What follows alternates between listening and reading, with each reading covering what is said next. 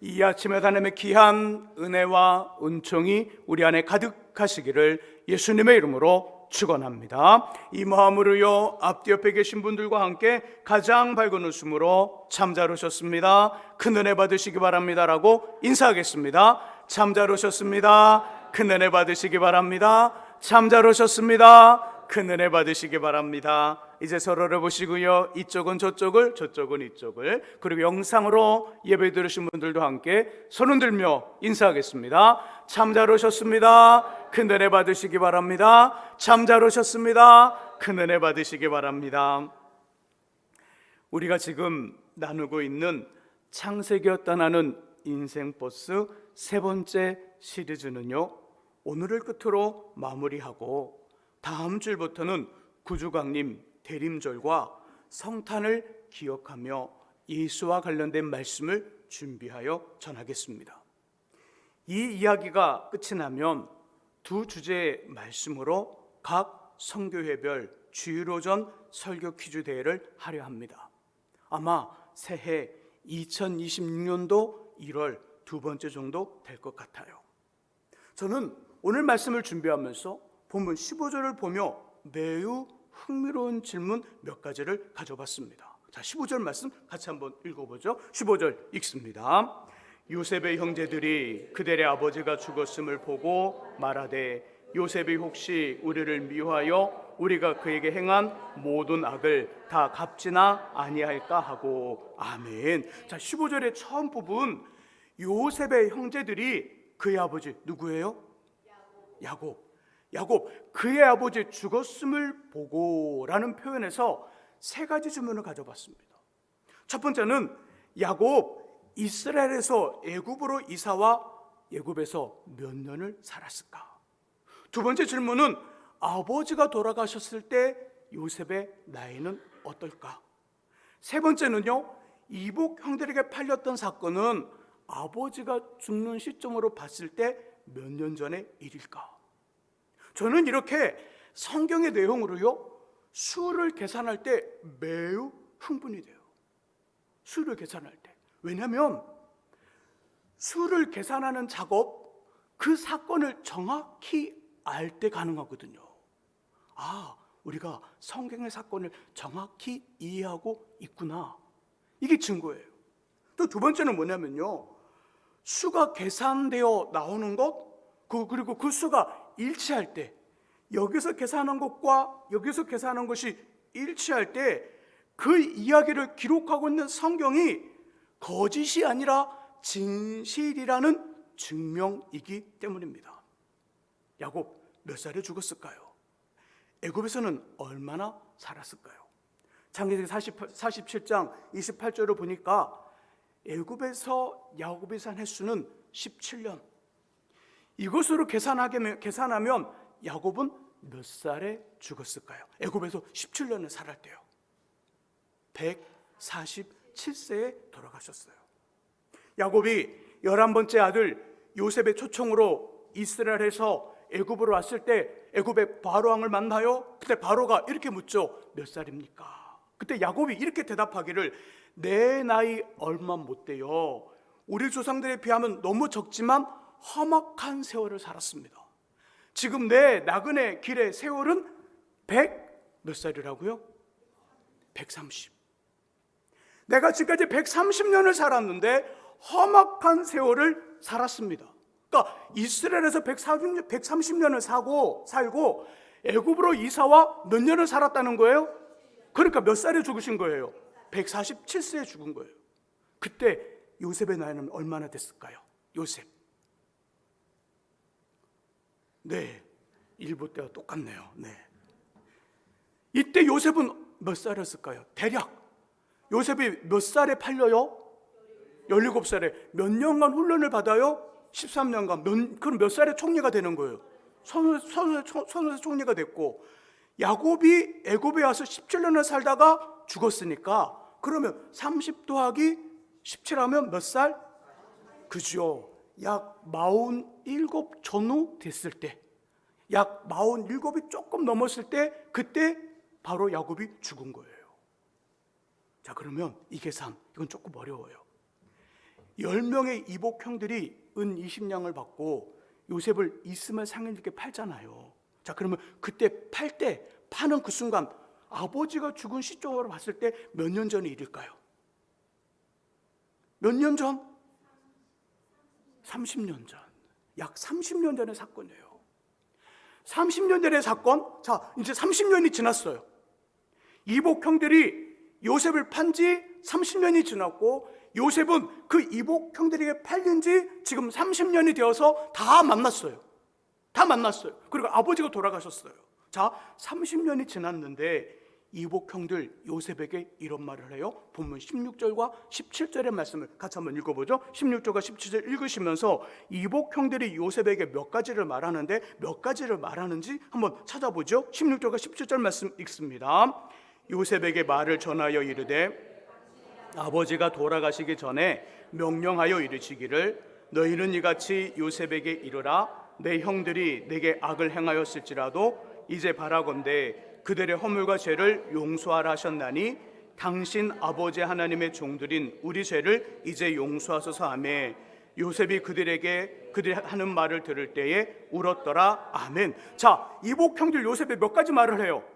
두 가지를 말해요. 무엇과 무엇? 하나는 16절에 보니까 아버지 야곱이 돌아가시기 전에 명령했다. 너가 우리를 용서해 주라 했다. 이게 첫 번째 이야기예요. 두 번째 이야기 17절 너를 이스마엘 상인들에게 판 건 우리의 잘못이니 우리를 용서해 다오. 두 가지를 말했어요. 자, 이복 형들이 말한 이 두 가지 좀 이상하지 않으세요? 자, 첫 번째 말 아버지 야곱이 돌아가시기 전에 하는 말을 뭐라고 그래요? 우린 유언. 자, 유언이에요. 유언하기를 요셉에게 너희 이복 형들을 용서해 주라 유언을 남겼어요. 정말 이것이 유언이라면 이 말 야곱은 누구한테 해야 되는 거예요? 그 유언을 듣는 요셉에게 해야 되는 거예요. 10명의 이복 형제들이 하는 말이 아니라 이 말은 그 유언을 듣고 유언을 행해야 될 요셉에게 하는 거예요. 창세기 48장의 말씀 속에 보면 아버지 임종에 가깝다는 이야기를 듣고 요셉이 자신의 므낫세와 에브라임 두 아들을 데리고 아버지를 찾아갑니다. 1절부터 22절까지 창세기 48장 전체는요, 임종을 앞둔 요셉과 그 아들, 임종을 앞둔 야곱과 그 아들 요셉, 그리고 그 손자 므낫세, 에브라임 이 네 사람이 앉아서 하루 종일 이야기하는 내용이 나와요. 긴 시간 동안 하는 이야기가 1절부터 22절까지 나오는데 그 48장의 내용에는 이런 이야기가 전혀 안 나온다는 거예요. 아버지 유언이라면 당연히 48장 어디 한 구석에서라도 내가 너에게 정말 부탁한다. 너 이복 형제들을 용서해줘라. 그들이 실수할 수 있지 않니? 용서해줘라. 유언이라면 그렇게 요셉한테 말을 했어야 되는 거예요. 근데 그런 말이 전혀 보이지 않아요. 곧 이복 형들이 말하는 이 첫 번째 말, 아버지가 명령하셨어. 말한 것도 아니에요. 명령하셨대요. 명령은 드려야 되는 거잖아요. 명령하셨어. 이 말은 진실이에요, 거짓이에요? 거짓이라는 거예요. 거짓이라는 거예요. 또 두 번째 말, 이런 말 하죠. 이렇게 말하기를 우리가 너를 이스마엘 상인들에게 판 건 우리가 잘못한 거다. 그럼 우리를 용서해 줘. 이걸 뭐라고 그래요, 우린? 사과라고 그래요. 사과. 이 사과 언제 했어야 될까요? 언제? 지금 하는 것이 아니라 17년 전에 사과를 했어야 돼요. 17년 전에. 17년 전에 무슨 사건이 있었냐면 이스라엘 사람들이 살아가는 그곳 애굽 그 지역 온 곳에 7년 대흉년이 들어서 먹을 것이 바닥이 나요. 먹을 것이 바닥이 나자 그 야곱은 자신의 아들들을 보내서 애굽에 양식이 있다는 소식을 듣고 애굽에 양식을 사러 보냅니다. 그리고 양식을 사러 가서 몇 번 사고 오고 다니다가 창세기 45장의 말씀 속에 보면 그 요셉이 그 형들을 바라보면서 그 정을 억제하지 못하고 자신이 당신들이 판 요셉입니다. 그렇게 밝혀요. 이것이 17년 전의 사건. 요셉을 판 다음 13년 후의 사건. 요셉의 나이가 30살 그때예요. 이때 사과했어야 되는 거예요. 사과의 시점이 잘못됐다는 거지요. 아버지가 죽고 장례를 다 마친 다음에 사과는 진실성이 결여된 살기 이한 수단으로밖에 보이지 않는 감정적 거짓이라는 거예요. 감정의 거짓말. 실제적인 거짓말과 함께 이복 형제들은 실제적인 거짓말과 함께 감정적 거짓말을 하고 있어요. 감정의 거짓말. 그러면 30년 전 이복 동생 요셉을 판 후 이들 10명의 이복 형제들은 아버지 야곱에게 어떤 말을 했을까요? 어떤 말? 요셉의 옷을 찢어서 짐승의 피를 묻힌 다음 아버지에게 이렇게 말합니다. 아버지, 우리가 요셉을 팔았습니다. 그렇게 말하지 않아요. 아버지, 우리가 일을 하다가 보니까 저쪽쯤에 옷 하나가 발견됐는데 이 옷 혹시 요셉의 것입니까? 그리고 자신들이 이미 짐승의 피를 묻혀놨잖아요. 그 옷에, 찢어진 옷에 피가 묻어 있으니까 아버지 야곱이 바라보고 뭐라고 그래요? 아버지 야곱은 요셉에게 새 속옷을 만들어 주었잖아요. 그게 입고 있는 옷을 안단 말이에요.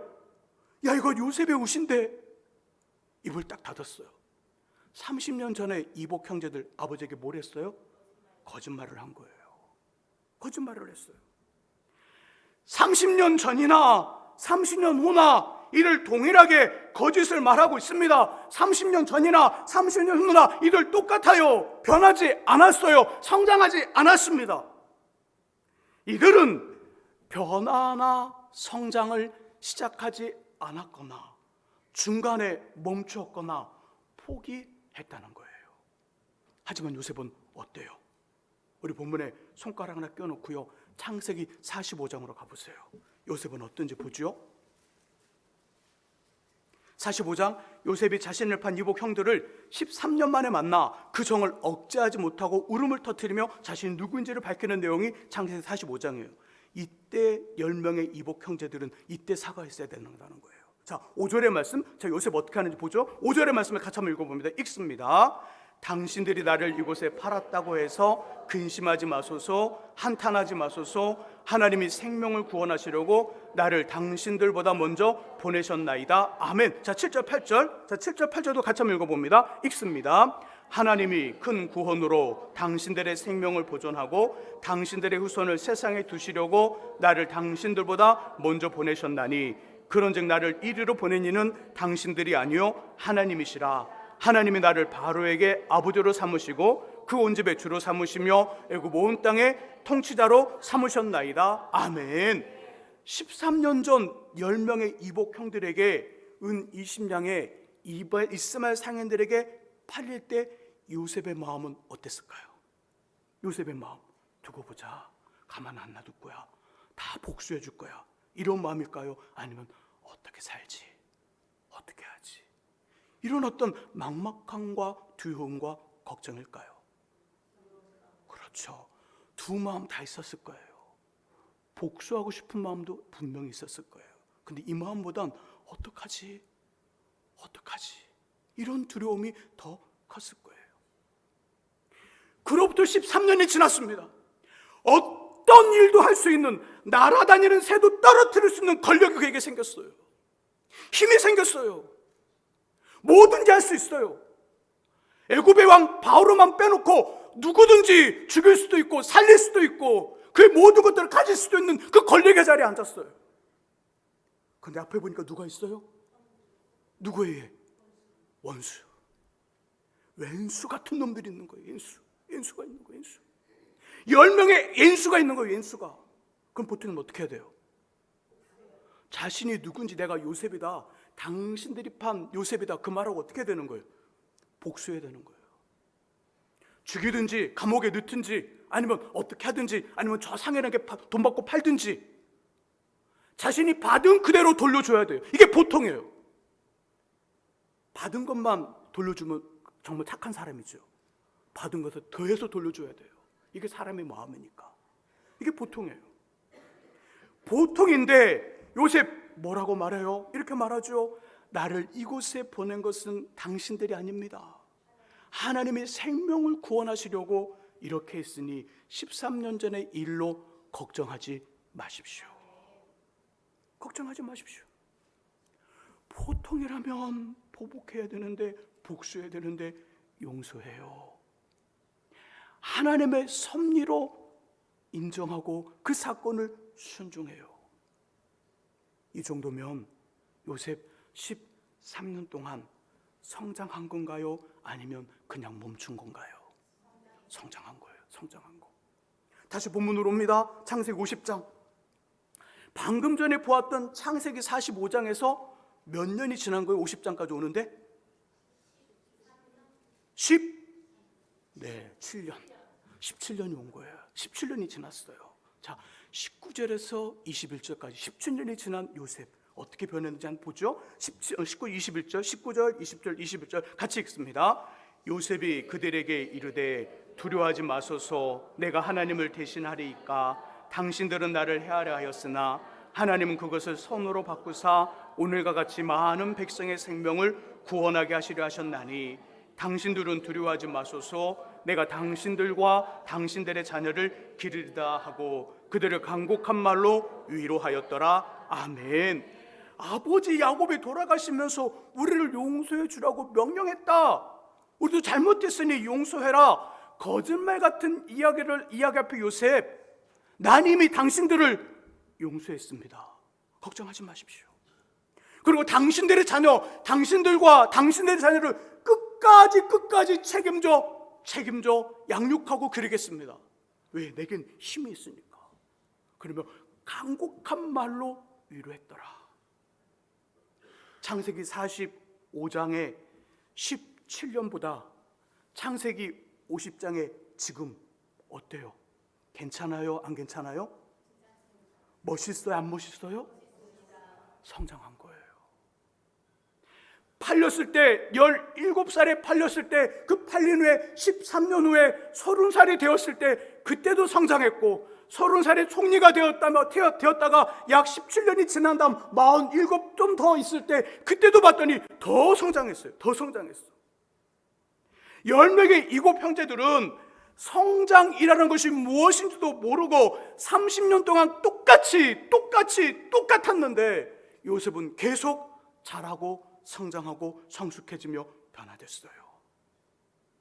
주님, 요한복음 15장에서 이런 말씀하시지요. 열매 맺지 않는 가지는 찍어 버려지나 열매 맺는 가지는 더 많은 열매를 맺도록 잡초를 제거하고 거름을 줄이라. 또 이런 말씀하셔요.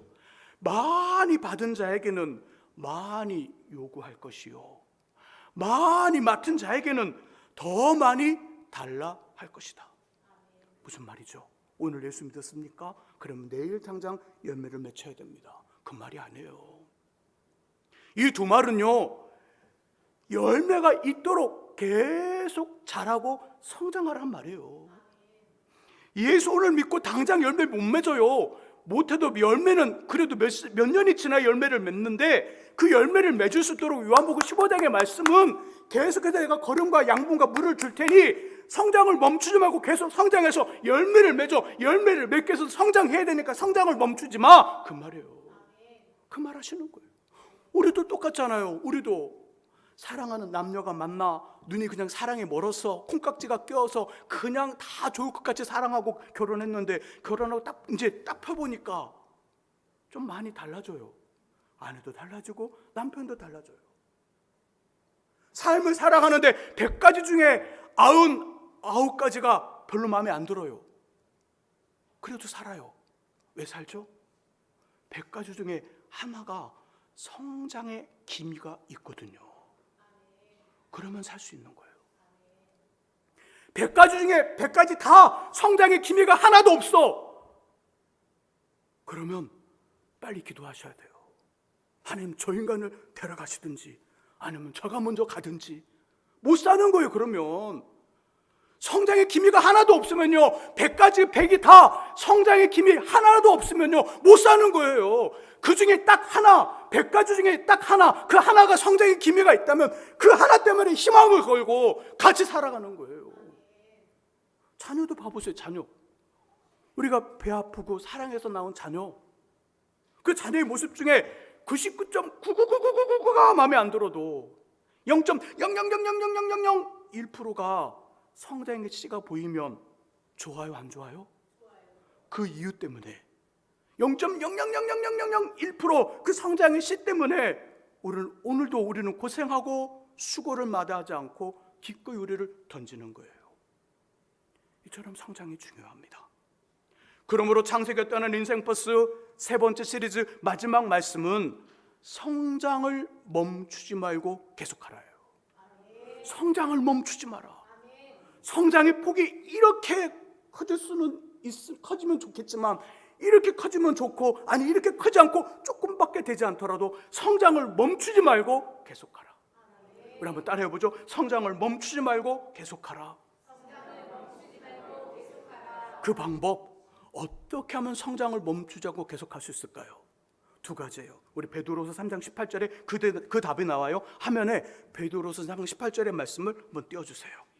자, 화면에 띄어 있는데 자라 가라까지만 읽어볼게요. 자라 가라까지. 자, 읽습니다. 오직 우리 주 곧 구주 예수 그리스도의 은혜와 그를 아는 지식에서 자라가라. 아멘. 어떻게 자라가라고요? 두 가지. 하나 은혜, 또 하나 그를 아는 지식. 그를 아는 지식이 뭐죠? 성경이 돼요.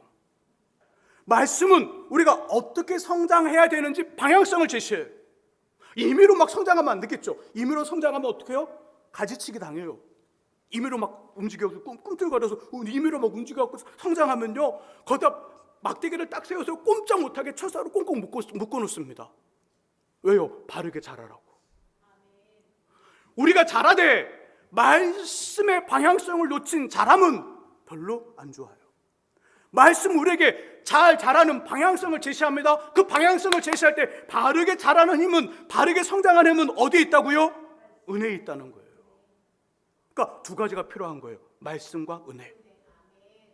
자, 세상적으로는 따뜻해요. 세상적으로는 부드러워요.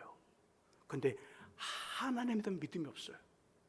세상적으로는 따뜻하고 부드러운데 그 사람과 이야기하다 보면 너무 좋아. 근데 하나님 이야기가 전혀 느껴지지 않아. 자, 이런 경우 이런 사람 어떻게 해야 될까요? 어떻게 해야 돼요? 말씀과 은혜로 봤을 때 이런 경우는요, 이런 사람은 믿음을 성장시켜야 되는 거예요. 자, 반대로 믿음은 있는데 삶은 별로예요. 만나면 맨날 하나님 이야기하고 뭐 기도와 이야기하고 뭐 말씀 이야기하는데 삶은 별로야. 막 무단횡단 해버려. 얘기하고 차 마시면서 막 하나님 이야기하다가 그냥 가는데 빨간불이 막 가버려. 네 거 내 거 상관없어. 다 들고 가. 막 다 들고 가. 예. 하나님 이야기 많이 하고 기도 이야기 많이 하는데 막 가다가 그냥 빵 막 갔다가 막 빵 들고 막 먹고 1,000원 1,000원짜리 빵 있잖아요. 요즘에 가게 가서 1,000원만 내고 막 2-3개 들고 가. 막 왜? 하나님 거니까. 다 모든 게 하나님 거니까. 삶은 별로예요. 이러면 어떻게 해야 돼? 이런 사람은 그래서 은혜로, 말씀으로 인격을 업시켜야 되는 거예요. 믿음은 멈춰라는 것이 아니라 믿음의 그 성장의 포인트를 믿음 쪽에 놓는 것이 아니라 믿음도 잘해야겠지만 인격 쪽에 놔야 돼요. 기도를 많이 합니다. 기도를 많이 해서 하나님의 음성을 듣고 하나님의 비밀을 알아요. 와, 내 안에 하나님의 비밀이 있다, 하나님의 음성이 있다. 이런 사람 어떻게 자라야 될까요? 어떻게 자라야 되냐면 이렇게 자라야 돼요. 이게 뭐죠? 숟가락. 저희 집에서 음식 만들 때 만드는 숟가락을 가졌어요. 숟가락처럼 자르셔야 돼요. 목사님, 이건 또 뭔 말이냐? 좀 고민되죠. 숟가락처럼 자라야 돼요.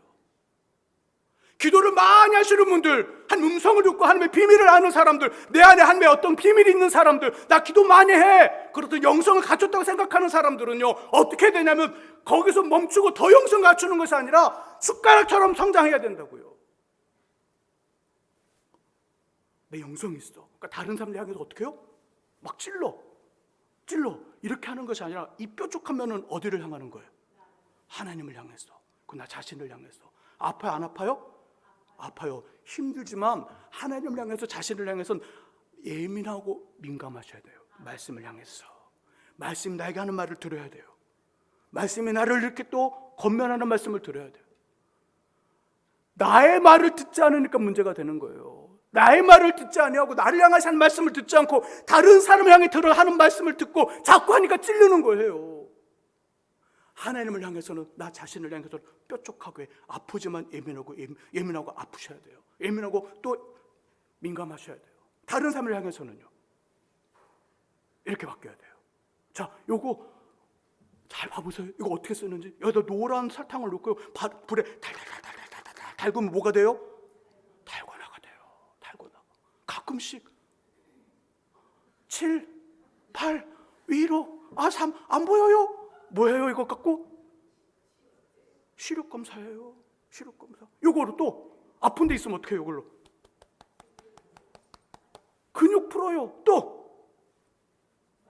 마사지해요.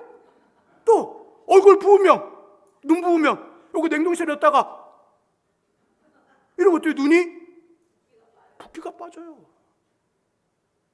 기도 많이 하시는 분들, 영성이 있다고 생각하시는 분들, 하나님의 비밀을 품었다는 사람들, 다른 사람들 향해서는 숟가락의 요면처럼 병을 바뀌고 성장하셔야 되는 거예요. 이 몸부림이 있어야 되는 거예요. 이렇게 이 숟가락이 여러 가지로 사용되려면 어떻게 해야 되는 거고, 여기가 유연해야 돼요. 유연.